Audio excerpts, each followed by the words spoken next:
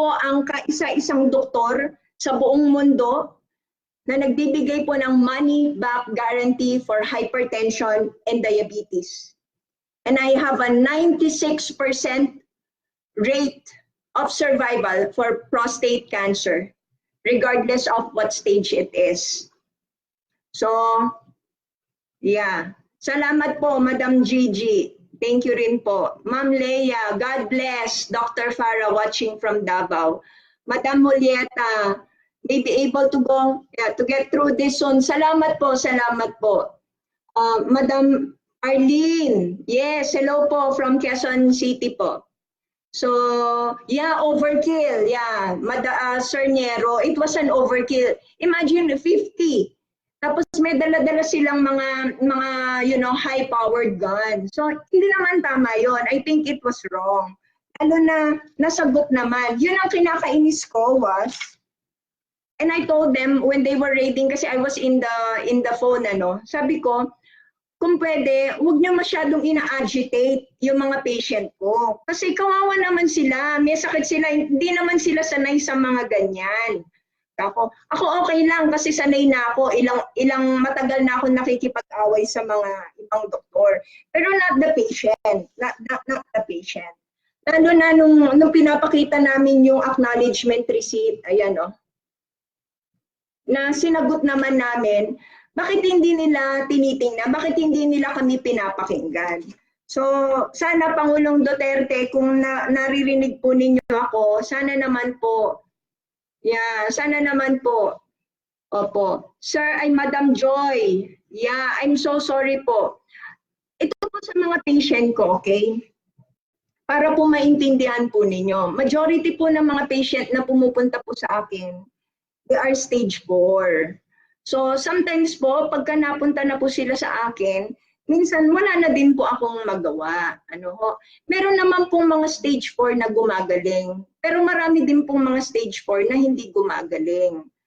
Ang pinakamaganda ko po talaga is prostate. Yun po. So, meron pa pong mga ibang karamdaman na ginagamot natin. Pero it's still a process. We still have, kasi natural medicine here in Phil is still a very young medicine. Bago pa lang siya. Hindi pa siya wala pa po tayong mga masyadong research. When you talk about natural, dito sa bansa natin, but when you go to other countries, they have a lot of research. They have a lot of research with regards to natural medicine. Pero dito sa bansa natin, hindi pa siya masyadong accepted. So, marami ka pa rin talagang nakakaaway, marami ka pa rin talagang mga tao na hindi naniniwala. But for those, yung mga simple things like chronic diseases, diabetes, hypertension, even acute illnesses like cough, mga wounds, there's a cure for this. Meron po natural medicine can offer something good for all of you. So I hope na the government will give us, the support. Okay, kung hindi man po yung support, sana wag lang yung harassment. Harassment na natatakot lahat yung mga tao, natatakot lahat ng for doing what is they think that they believe is right. Ginagawa naman nila yun sa tingin nilang like me, I believe that what I'm doing is right. So sana naman, kahit hindi nyo na kami suportahan, basta pabayaan lang po ninyo kami, wag na lang po ninyo kaming ginugulo. Yun lang po ang pakiusap ko. So, Madam Dana Velasco. Okay. Which one? Okay. So again, this is in English now kasi pinag-i-English nila ako. Sir Jack. Oh, Sir Jack. My extremely sexy, handsome husband. Yun lang. And kasi my sister-in-law, Ma'am Tara, I love you so much. When I wasn't here, nako, para siya si Jesus Christ. Everyone left her. Everyone left her. And she was, so sa inyo po, kung pwede po palakpakan, kung makakapalakpak kayo, palakpakan niyo po siya. And she was she was a great help today. So I really appreciate her. Biro nyo ito, nag-iisang babae, 50 police enforcers came here, 50. Tapos siya lang po, and then she was able to handle everything. Oh. How about you? No, it's certainly overkill when you're talking about sick, frail patients who are coming here trying to get better, and you feel the need to send all these armed special forces operatives in here in full camo with M16s.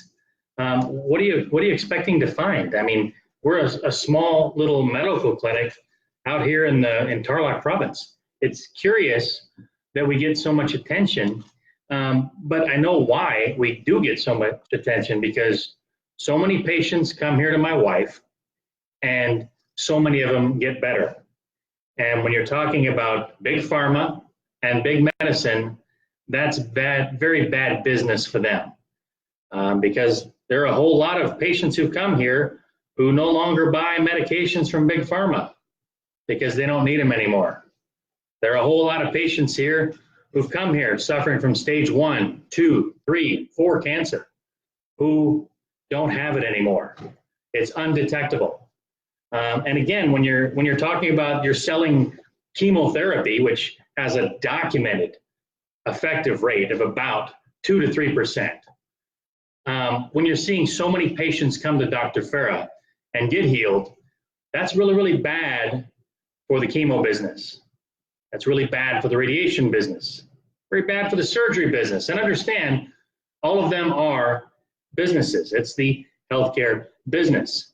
What my wife chooses to practice is a Philippine variety of medicine, of natural medicine, using Philippine herbs, Philippine plants.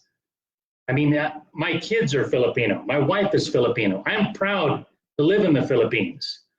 President Duterte is my president.